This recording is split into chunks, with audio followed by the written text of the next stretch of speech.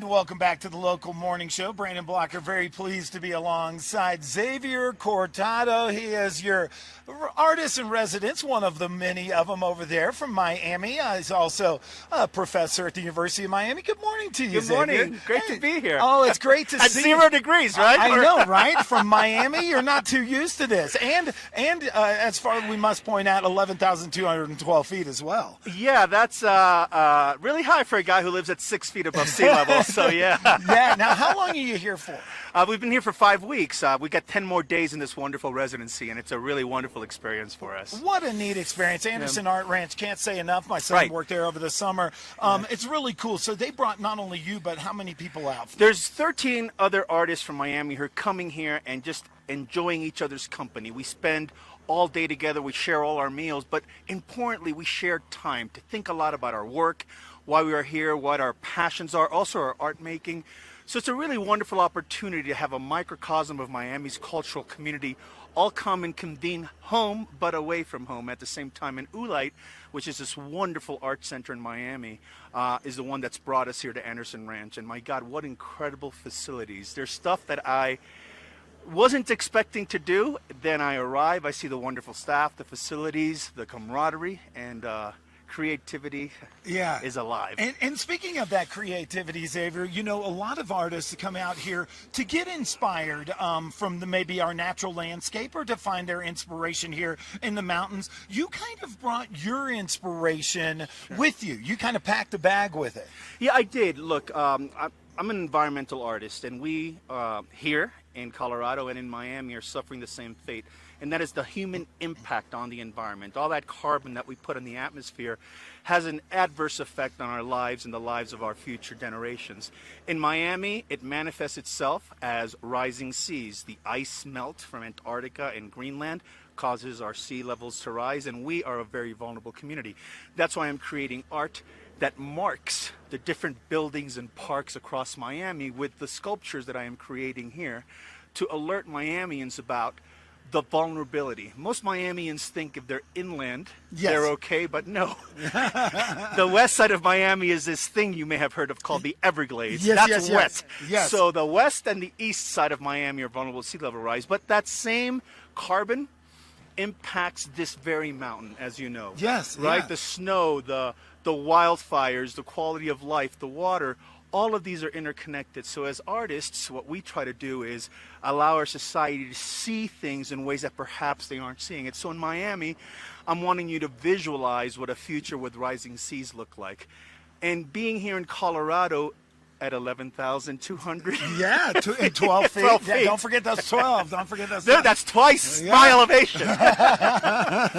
I also want to bring that dialogue because the truth is that we are one world, and in many ways we somehow forget that. There's a lot of inequity that's happening in our planet, and I just came back from the COP26 conference, that big United Nations conference, where I tried to engage the delegates of the conference. They didn't go as far as I wanted to. In fact, of course, they didn't go there at all. Yeah, it never does. But the global south is suffering, and it's the global north that's polluting, and there are people all over where land touches sea that are going to suffer. But it's not just people, it's ecosystems. You can't have corals. You can't have life happen on this planet if manatee. We keep on polluting. They've been in the news a lot, right. Yeah, which is right in your backyard. Yeah, of course. Yeah. So it's a way of using art to, and its elasticity, because it's not just about painting, it's just using art in its broad forms to work across disciplines, to engage communities in trying to problem solve.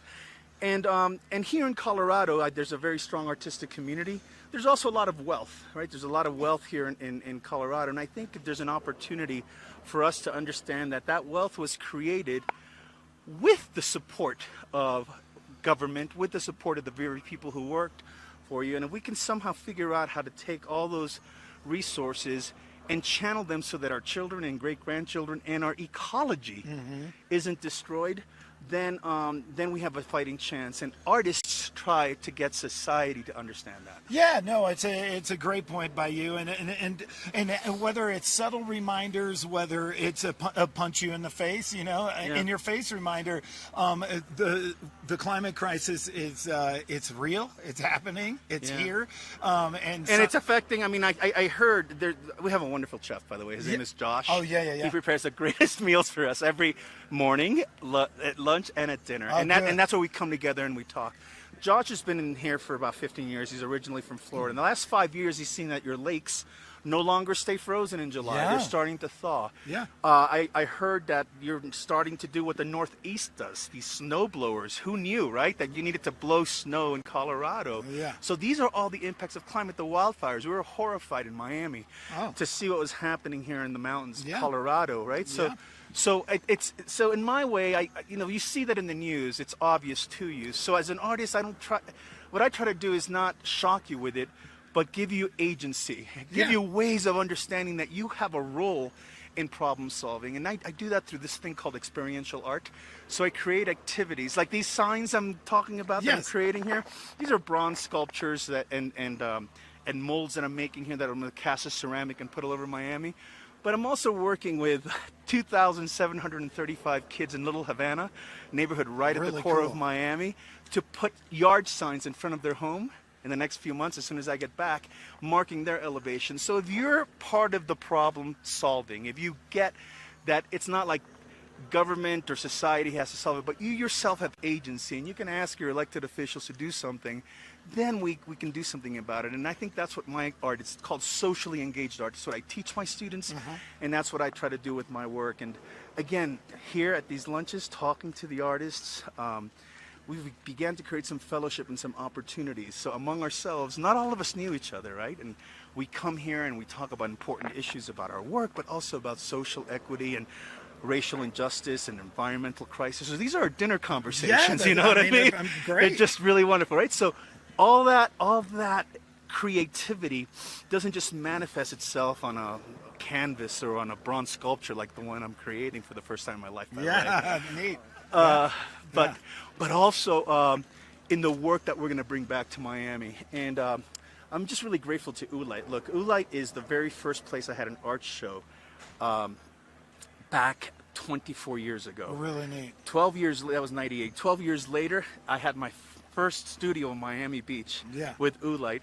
And now 12 years after that, here I am. You are.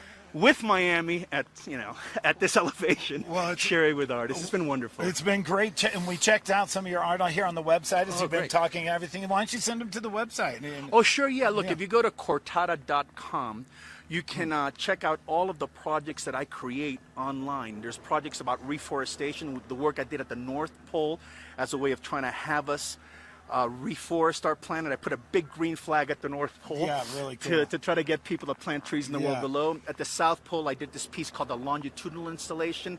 I shared the voices of 24 people from 24 time zones because I wanted to create a sense of empathy, right? That we should care for one another. So you see that there. And then you see this project that I'm doing here now called the Underwater Homeowners Association. It's pretty cool. And that's about getting people to understand their vulnerability. And we'll be created right here in Aspen. We'll be looking at it. Hey, Xavier Cortada, it's great to meet you. And thanks for everything you're doing. And I'm glad you're enjoying your time. I'm enjoying it so much. Thank you so much. Thanks for the hospitality. And Anderson Ranch, what a wonderful resource. You guys are so lucky. Yeah, we are. And on that note, we'll take a little break and we'll be back with a little bit of weather and more show right after this. 0 degrees. Yeah.